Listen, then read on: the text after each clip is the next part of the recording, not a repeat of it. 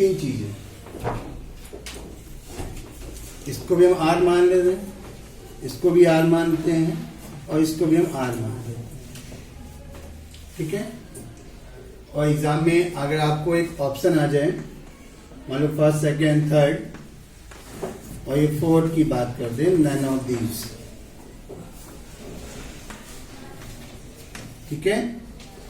और उसमें अगर आपसे या नन ऑफ दीज की बात ना करें, हम यहाँ कुछ और भी ले लेते हैं। हम मान लेते हैं कि 4 नंबर का क्वेश्चन आ जाए और कहा जाए इसकी नेमिंग करिए। नेमिंग जो भी आपको दे रखे हैं, इसकी नेमिंग करनी है, तो कैसे इसकी नेमिंग करेंगे, ठीक। तो आप लोग क्या देखोगे, आप कहोगे ये भी आर है, ये भी रेजिस्टेंस होगा, ये भी रेजिस्टेंस होगा, ये भी रेजिस्टेंस होगा, और जी फॉर गाय, हाँ कुछ कह रही है, ग्रेविटेशनल, क्योंकि हमने 9th में यही पढ़ा है, जी फॉर गैल्वेनोमीटर। क्या बेटा, गैल्वेनोमीटर, गैल्वेनोमीटर, गैल्वेनोमीटर है। शहर हॉल में जाओ, एक बॉक्स होगा, ये देखो उठा लो, वो नहीं होगा तुम्हारा बॉक्स के अंदर ही रखा होगा, बॉक्स के अंदर अलग से ही रखा होगा, गैल्वेनोमीटर लिखा होगा वहाँ कुछ, ठीक है। इस तरीके से हमारा लगा होगा। अब देखिए आर की हम बात करते हैं। आर का मतलब क्या हो गया, आर का मतलब है ये हमारा रेजिस्टेंस है। क्या है, रेजिस्टेंस। अब कौन कौन से रेजिस्टेंस होंगे अभी हम आपको बताते हैं। ये भी हमारा क्या हो गया, रेजिस्टेंस हो गया। कौन कौन सा रेजिस्टेंस है ये बताते हैं। इस भाई साहब का नाम है, इस भाई साहब का नाम है रियोस्टेट। कौन सा स्टेट, रियोस्टेट। रियोस्टेट मतलब क्या होता है, जैसे हम आपके कान को यूं करें दर्द होगा, फिर कान को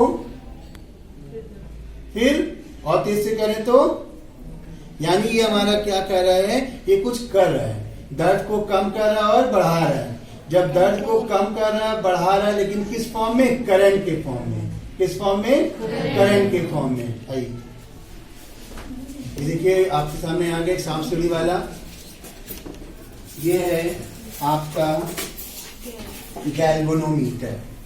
अब आपको हम कैसे दिखाते वहां पर है, तो ये गैल्वेनोमीटर है, यहाँ लिखा है ना गैल्वो, लिखा है ना, अब शॉर्ट फॉर्म में लिखा है गैल्वेनोमीटर। ऐसे ही अमीटर का बॉक्स भी होता है, ऐसे ही वोल्ट मीटर का बॉक्स भी होता है। अब सबकी यूनिट अलग अलग होती है। तो देखो इस समय क्या है, नल पॉइंट को शो कर रहा है, यानी गैल्वेनोमीटर की जो सुई है वो इस समय 0 पर है ना। जब हम लोग प्रैक्टिकल करते हैं तो ऐसे हम लोग प्रैक्टिकल करते हैं, ठीक है। तो ये मैंने आपको दिखा दिया, गैल्वेनोमीटर है और लिखते हम सर्कल में लिखते हैं, ठीक है। अब देखिए यहाँ पर ये रेजिस्टेंस है, सबने ओम्स लॉ पढ़ लिया था। ओम्स लॉ क्या पढ़ा था सबको मालूम है, मुझे पूछने की जरूरत नहीं है, और पूछेंगे तो हम जानते हैं कि सब बता ही देंगे मेरे ख्याल से, है ना। तो पोटेंशियल क्या था, the potential between the conductor is directly proportional to the applied current, ठीक है। कब, जब उनकी फिजिकल कंसंट्रेशन, टेम्परेचर सब कांस्टेंट होते थे। अब जब ओम्स लॉ क्या करता था, ओम्स लॉ क्यों फॉलो करता था, जब पोटेंशियल, जितना हम पोटेंशियल को बढ़ाएंगे उतना ही करंट बढ़ेगी, जितना हम पोटेंशियल को कम करेंगे उतनी ही पोटेंशियल करंट हमारी क्या होगी, कम होगी। यानी हम ये कह दें कि अगर हम पोटेंशियल और करंट का ग्राफ खींचें, ठीक है, हमने मान लिया कि करंट 2 एम्पियर है तो ये भी 2 वोल्ट है, करंट 4 एम्पियर है तो ये भी 4 है, करंट 6 एम्पियर है तो ये भी क्या होगा, 6 एम्पियर। तो यहां से हम बता देंगे ये बन गया, ये बन गया और ये बन गया, और बिल्कुल ओरिजिन से ग्राफ प्लॉट करेंगे तो जो ग्राफ प्लॉट होगा always straight line, always straight line, हमेशा स्ट्रेट लाइन होती है। That mean R is constant. क्या बताया था, V equals to R I. R is constant. R की वैल्यू ईच पॉइंट पर कांस्टेंट होगी। कैसे? आई यहां पर 2 है, यहां पर 4 है, यहां पर 6 है, यहां पर भी 2 है, यहां पर 4 है, यहां पर भी क्या है? 6 है। तो आई क्या होगा? V upon R. देखो ये भी 2, ये भी 2, 1 आ गया, सॉरी आर। आर क्या होगा? V upon I. ठीक है, सेकंड केस में आ जाओ, 4 अपॉन 4, 1। थर्ड केस में आ जाओ, 4 अपॉन 4, 6 अपॉन 6, 1। तो ईच पॉइंट पर रेजिस्टेंस कांस्टेंट है। जब कांस्टेंट है तभी इसको हम लोग ऐसे रेजिस्टेंस लिखते हैं। ठीक है, इसका मतलब होता है ये रेजिस्टेंस कहलाता है वेरिएबल रेजिस्टेंस। क्या कहलाता है? जहां पर आई और बी की वैल्यू को पुट करने पर आर कांस्टेंट नहीं आएगा, यानी वो ओम्स लॉ को फॉलो नहीं करेगा। ये ओम्स लॉ को फॉलो कर रहा है। इस सर्किट को बोलते हैं ओमिक सर्किट।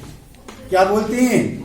Ohmic circuit. जो बी और आई के बीच ग्राफ प्लॉट करेंगे, ग्राफ प्लॉट करने पर अगर वो स्ट्रेट लाइन आती है, दैट मीन वो क्या कहलाता है? हमारा ओमिक सर्किट कहलाता है।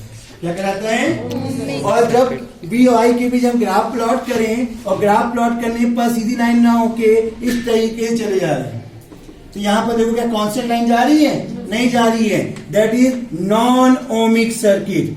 कौन सा सर्किट? Non ohmic circuit. इस तरीके से हमारा ये ग्राफ होते हैं। तो ये कहलाता है रेजिस्टेंस और ये कहलाता है वेरिएबल रेजिस्टेंस। वेरिएबल रेजिस्टेंस को हम रेजिस्टेंस के बराबर मान सकते हैं, लेकिन कहेंगे नहीं। ठीक है, हम लोग जब ओम्स लॉ का प्रैक्टिकल करते हैं तो ओम्स लॉ के प्रैक्टिकल में क्या होता है बेटा? इस तरीके से आपका एक बैटरी रखी होती है, ये आपका एमीटर होता है, ये हमारा होता है आपका वोल्ट मीटर। यहां पर आपकी टैपिंग की क्या कहेंगे की लगी होती है, जिसको बोलते हैं वन वे की। और यहां लगा होता है रेओस्टेट, वो भी आपको दिखा देंगे 1-2 दिन में। रेओस्टेट क्या हो गया कि हम इसको हल्का सा बढ़ाते हैं तो करंट बढ़ती है, और जितनी करंट बढ़ेगी उसी के अकॉर्डिंग हमारा क्या बनेगा? पोटेंशियल बनेगा। वही रीडिंग हमको नोट करनी पड़ती है। ठीक है, तो ये क्या कहलाता है? करंट को डिक्रीज या इंक्रीज। करंट बहुत बढ़ रही है, उसको कम कर दो, और कम हो रही है तो बढ़ा दो। जैसे आनंद नहीं पढ़ते हैं, क्या किया? कान खींचा। पढ़ने लगे तो कान। इस तरीके से क्या कहलाएंगे? ये हमारा क्या कहलाता है? रेओस्टेट कहलाता है। तो ये क्या हो गया? रेजिस्टेंस, जहां पर आर कांस्टेंट होता है, बी अपॉन आई की वैल्यू कांस्टेंट होती है, उसको बोलते हैं रेजिस्टेंस। इस कॉल्ड ओमिक सर्किट। जहां पर आर कांस्टेंट नहीं होता है, इस कॉल्ड वेरिएबल रेजिस्टेंस। और जहां पर करंट को इंक्रीज या डिक्रीज करने का काम करते हैं, उसे हम लोग क्या कहते हैं? रेजिस्टेंस कहते हैं। और ये मैंने आपको दिखा दिया galvanometer. Is that clear? Note कर लीजिए, फ्यूचर में कभी काम